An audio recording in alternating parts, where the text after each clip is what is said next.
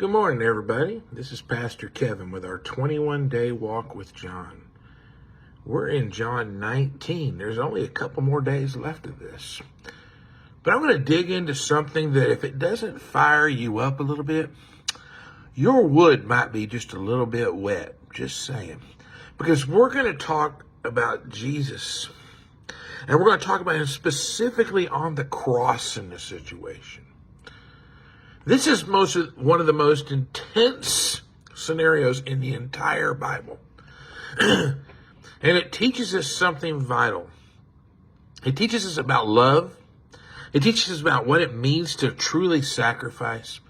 And it teaches us about the hope that you and I have. See, Jesus is on the cross. And most of us would say that's the end of the story. I've had atheists tell me, well, your hero dies in the middle of the book. Well, my hero got up out of that grave, so it's all good. But this seems like the end of the story because it's a tragic, painful moment in the life of Jesus. But in reality, this is where love is revealed most clearly. Because Jesus and his sacrifice is the ultimate demonstration of love. He's not dying as a political prisoner or a victim of injustice. He willingly laid down his life for you and for me, for us. That kind of sacrifice, my friends, is not easy and it's not comfortable. And it'll cost you something. See, love often costs us something, and this goes to show it. But I'm telling you something, that the cost is worth it. Because if we look at John 19:30, Jesus says this, in the Greek it is tetelestai. But it means it is finished. Now, people that don't believe see it as a cry of despair, him giving up. But it's a declaration of victory. See, he's completing the mission that he was sent here for. The mission to save you and I.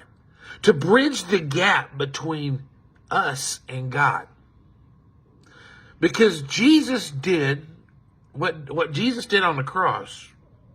You and I are invited into new life. We're invited into forgiveness. And we're invited into a life of hope, my friends. So I want you to think about this. How often do we face guilt or shame? How often have we encountered broken relationships? How many of us are living in fear right now? Maybe it's of somebody finding out who you truly are. Maybe it's of somebody finding out your past that will affect you. But the cross reminds us something. That love is costly, but it's also transformative. See, Jesus took our sin. He took our brokenness, and he turned it into a story of redemption. And my friends, that's the kind of love that changes everything. So what can you and I take away from this? There's two things. First, let's remember that Jesus' sacrifice isn't just about something that happened 2,000 years ago. It's not a history lesson in the book, only history. It's got history, but it's not just the history. Because it's about a love that still transforms us today. And the second was it challenges you and I to live in a way that reflects that love.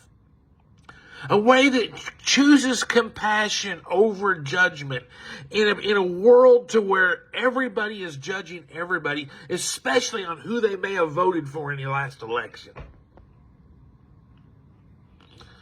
Giving rather than taking. Forgiving rather than holding on to bitterness. See, my friends, the cross is the ultimate reminder that love is powerful enough to change the world. But it starts with us. No matter what we face in life, my friends, Jesus proves every time that love wins and hope is real. Thanks for taking a few moments with me. Have a blessed day.